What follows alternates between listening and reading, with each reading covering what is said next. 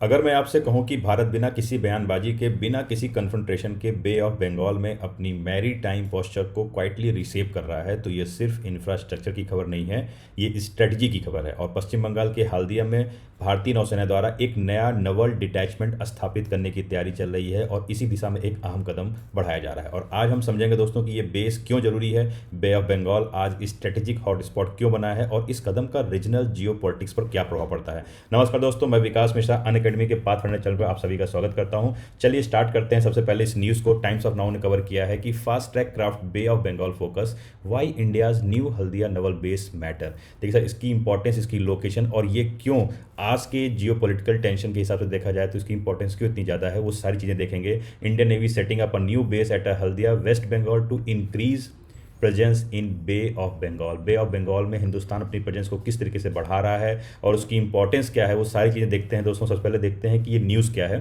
देखिए, ये वेस्ट बंगाल में ये हल्दिया लोकेशन है। आप यहाँ पे इसका देखिए जूम करके, तो ये हल्दिया लगभग 130 किलोमीटर अंदर जा करके ये पूरा ये एरिया है बन करके। और आप मीडिया रिपोर्ट्स और डिफेंस सोर्सेज के अनुसार अगर मैं बताऊं तो 2025-26 के टाइम फ्रेम में इंडियन नेवी ने हल्दिया वेस्ट बंगाल में एक नवल डिटैचमेंट ऑपरेशनलाइज करने की योजना पर काम कर रहा है।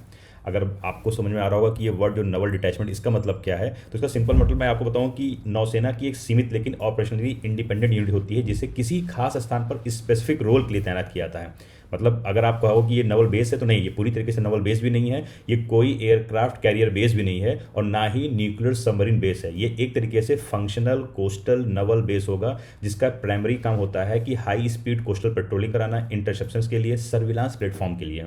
और इसका अगर आपको मैं बताऊं कि जो इसका उद्देश्य होता है, ये होता है कि आप रैपिड रिस्पॉन्स कर सकिए, कोस्टल सिक्योरिटी प्रोवाइड कर सकिए, एंटी स्मगलिंग ऑपरेशन को कंट्रोल करना, मैरी टाइम सर्विलांस से बहुत ज़्यादा इंपॉर्टेंस होता है। और साथ ही दोस्तों ह्यूमैनिटेरियन मिशंस, जो जैसे मान लीजिए वहाँ पर जिस टाइप के तूफान आते हैं, साइक्लोन्स आते हैं, तो ऐसी टाइम पर भी ये रैपिड रिस्पॉन्स करता है। यानी इसका फोकस क्या है, speed, awareness and flexibility.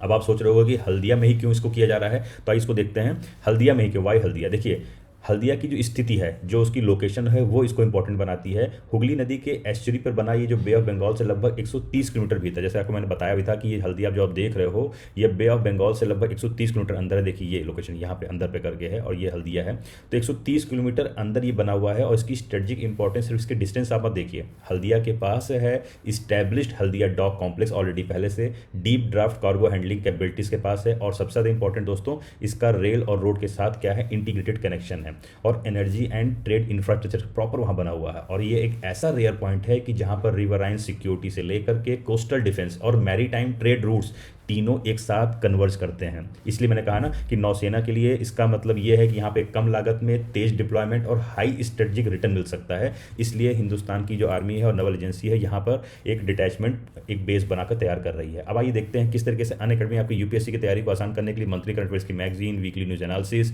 NCERT के नोट्स, प्रीवियस के क्वेश्चंस, करंट अफेयर्स के पीडीएफ, और साथ ही हम प्रोवाइड करा रहे हैं आपको दोस्तों फ्री प्रीलिम्स मॉक टेस्ट। ये सारी चीज़ें आपको हमारे यूपीएससी के अन अकेडमी ऑफलाइन सेंटर प्रोवाइड होगी। अगर आप हमारे इस दिए गए नंबर पर कॉल करेंगे तो हमारे जो डेडिकेटेड काउंसलर्स हैं वो आपके डाउट्स को सॉल्व करने का प्रयास करेंगे।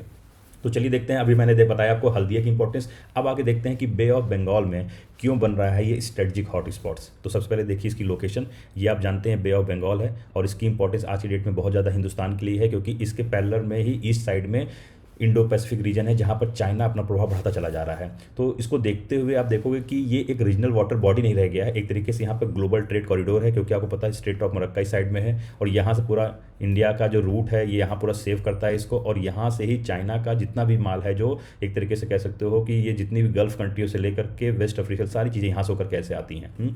तो पहली बात तो ये global trade corridor, energy supply root और इंडो पैसिफिक स्ट्रेटजी का ये क्या है, ये एक तरीके से बोल सकते हो ईस्टर्न पिलर है।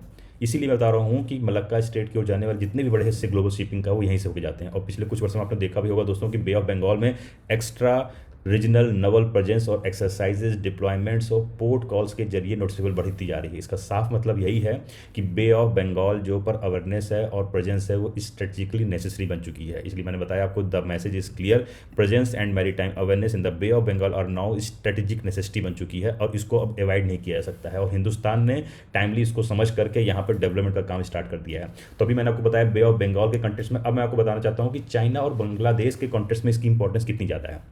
आइए अब देखते हैं पहले चाइना के कॉन्टेक्स्ट में। आपको पता होगा दोस्तों कि चाइना बांग्लादेश में हाईली डेवलपमेंट प्रोजेक्ट को चला रहा है, जिस तरीके से बांग्लादेश को उसने सबमरीन ट्रांसफ़र किए हैं। और ये आप देखे होंगे बांग्लादेश का जो चिटगांव है, यहाँ पर रीजन में उसने नवल इंफ्रास्ट्रक्चर डेवलपमेंट में काफ़ी ज़्यादा पैसे खर्च किए हैं, काफ़ी ज़्यादा डेवलपमेंट का काम कर रहा है।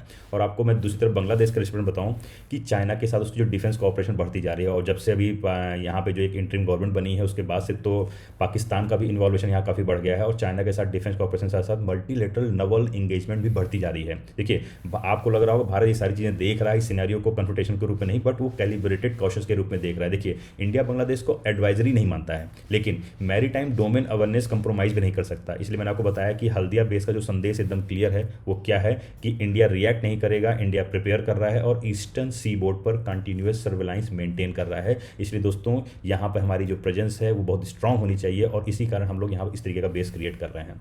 तो हल्दिया बेस की अगर कैपेबिलिटी के बारे में थोड़ा सा आपको बता दूं, तो एक तरीके से आप देखिए यहाँ पे हाई स्पीड कोस्टल इंटरसेप्शन से लेकर के countering infiltration, illegal trafficking control करना, और यहाँ पे जो मैरीटाइम डोमेन की अवेयरनेस है उसको इन्हांस करना, और साथ में दोस्तों एक इंपॉर्टेंट चीज़ यहाँ पे ये भी है कि डिजास्टर रिस्पॉन्स और इवैक्यूएशन सपोर्ट, ये सारी चीज़ें यहाँ पर इन्हांस करने के लिए हिंदुस्तान ने अपने स्पोर्ट को और ज़्यादा स्ट्रॉन्ग किया है। और बे ऑफ बंगाल में सबसे ज़्यादा आपको पता होगा साइक्लोन प्रोन रीजन है, इसलिए यहाँ पे दोस्तों humanitarian assistant and disaster relief इस बेस की को रिस्पॉन्सिबिलिटी होगी। और ये बेस दिखाता भी यही है कि इंडिया क्या दिखाता है दोस्तों, कि इंडिया हार्ड पावर के साथ साथ सॉफ्ट पावर का इंटीग्रेट कर फ्रेमवर्क कर रहा है, और उसको वही यूज़ कर रहा है कि जब जरूरत पड़ेगी तो अपना आपको हार्ड पावर दिखाएंगे, और जहाँ जरूरत पड़ेगी अपना आपको हम सॉफ्ट पावर दिखाएंगे। आपको ह्यूमैनिटेरियन बेस पे कोई असिस्टेंस चाहिए, हिंदुस्तान अपने देश के साथ साथ दूसरे मुल्कों की भी सेवा करता है उसी तरीके से, और उसके लिए बेस बहुत इंपॉर्टेंट है। अब आके देखते हैं, थोड़ा सा इसका कंपेरिजन देखते हैं। इसका कनेक्शन आप देखिए ईस्टर्न नवल कमांड से लेकर के अंडमान अगर देखेंगे तो देखिए ये इसकी लोकेशन यहाँ पर है हल्दिया की, और ये देखिए आपको अंडमान है, और ये टोटल डिस्टेंस देख रहे हैं 1125 किलोमीटर, 1125 किलोमीटर। इसलिए दोस्तों देखिए कि ईस्टर्न नवल कमांड और अंडमान और निकोबार कमांड के बीच में कोऑर्डिनेशन को बहुत मजबूत करना इंपॉर्टेंट हिंदुस्तान के लिए है। और ऐसे समझिए कि ईस्टर्न इंडियन ओशन के लिए एक एक्स्ट्रा सेंसर और एक फास्ट रिस्पॉन्स यूनिट और एक फॉरवर्ड शील्ड होना बहुत ज़रूरी है। इसलिए हिंदुस्तान यहाँ पर तो डेवलपमेंट कर ही रहा है, साथ में कनेक्शन के लिए कि तुरंत रिस्पॉन्स किया जा सके और इस पूरे रीजन को सिक्योर किया जा सके, इसलिए हिंदुस्तान ने साइलेंटली यहाँ पर डेवलपमेंट कर रहा है। और उसके रिस्पांस आपको अगले टाइम पे देखें भी कि हिंदुस्तान किस तरीके से साइलेंटली अपने डेवलपमेंट काम को पूरी तरीके से कर रहा है। तो लास्ट में दोस्तों मैं यही बोलूँगा कि हल्दिया नवल बेस कोई एग्रेसिव कदम यहाँ नहीं है, ये एक तरीके से डिटरेंस थ्रो प्रिपेयर्डनेस का बोल सकते हैं, मतलब कि हम रोक रहे हैं, तैयारी के साथ कर रहे हैं। मैरीटाइम डोमेन अवेयरनेस यहाँ पे और सागर डॉक्ट्रिन जो हमारी है उसका एक तरीके से आप बोल सकते हो प्रैक्टिकल अप्लीकेशन है। और आपको मैंने बताया भी कि भारत क्वाइटली लेकिन क्लियरली कह रहा है कि वो इंडियन ओशियन रीजन में स्टेबिलिटी और सिक्योरिटी एक रिस्पॉन्सिबिलिटी नेट सिक्योरिटी प्रोवाइडर के रूप में इंश्योर कर रहा है। तो आपको हमारी वीडियो कैसे लगी कमेंट करके जरूर बताइए। जय हिंद।